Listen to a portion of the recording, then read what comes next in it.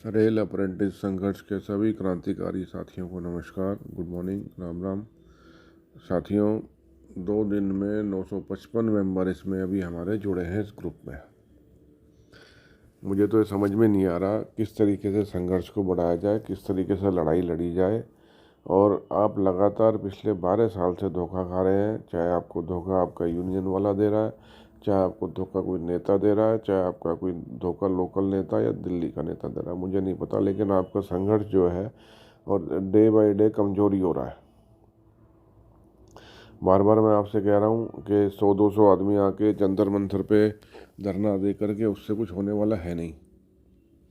अगर हम अपनी संख्या 5-10 हज़ार पे होल में किसी में नहीं भर के हम अपनी आवाज़ उठाएंगे और कम से कम अभी लगातार ये धरना, और शुरू में तो हम मिल कर के बातचीत करेंगे, धरना उसके बाद का एक विषय रहेगा।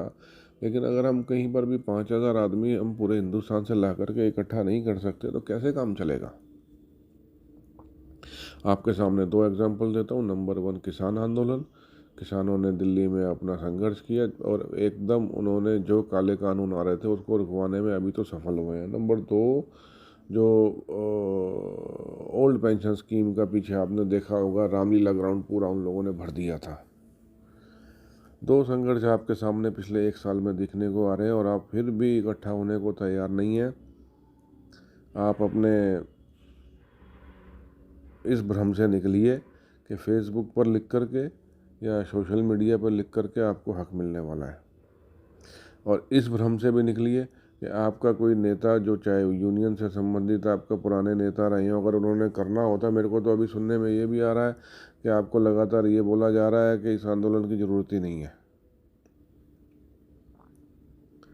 मुझे सुनने में ये भी आ रहा है कि मैं जो मूवमेंट चलाने का प्रयास कर रहा हूँ, आपके रेलवे के कुछ नेताओं में उससे घबराहट भी पैदा हो रही है कि ये इस तरीके से कर दिया और ये कहीं कामयाबी की तरफ ये ग्रुप चला गया, ये लड़के चले गए तो उनको कोई नहीं पूछेगा, उनकी दुकानदारी बंद हो जाएगी। निर्णय आपके हाथ में, आगे बढ़ना नहीं बढ़ना देखिए, लेकिन इस संख्या पे काम नहीं चलेगा। दोनों ही चीज़ की ज़रूरत पड़ेगी संघर्ष के लिए, और बूंद बूंद से घड़ा भर के और एक एक आदमी का सिर और हाथ जोड़ के ही संघर्ष को जीता जाएगा। मैं भाषण दे सकता हूँ, गरज के भाषण दे सकता हूँ, आपके बीच भी अच्छी अच्छी बातें बोल सकता हूँ, लेकिन उससे जो जब समय आएगा तब करेंगे। अभी मैं चर्चा कर रहा हूँ, इसको आप समझने को तैयार ही नहीं हो रहे हैं। मतलब जो जो मर्जी ग्रुप में आकर के लिख देता है। जिसको साथ में रहना है खुले दिल से रहे, जिसको साथ में नहीं रहना वो ग्रुप छोड़ दे। अगर जो अगले 6 महीने 1 साल हमारी बात मानने को तैयार, क्या मांग रहे हैं आपसे कि साल में 2 बार आकर के 3 बार आकर के हमने 5-5, 10-10 हज़ार लोगों के साथ हमने दिल्ली में बातचीत करनी है। जो उसको भी करने को तैयार नहीं है, इसका मतलब वो अपने आप खुद भी भ्रम में है और आप लोगों को भी वो लड़का धोखा दे रहा है। पीछे मैंने देखा कि कोई लड़के ने लिखा था कि हमारे ये रेलवे के ये नेताजी जब तक अप्रूवल नहीं देंगे हम धरने में नहीं आएंगे। बिल्कुल मत आइए भैया, कौन बुला रहा है आपको। रहिए अपने रेलवे के नेताजी की शरण में, जिन्होंने 10-12 साल में आपके लिए बहुत कुछ कर दिया है। दोबारा आपसे निवेदन करता हूँ, इस ग्रुप की संख्या बढ़ाइए।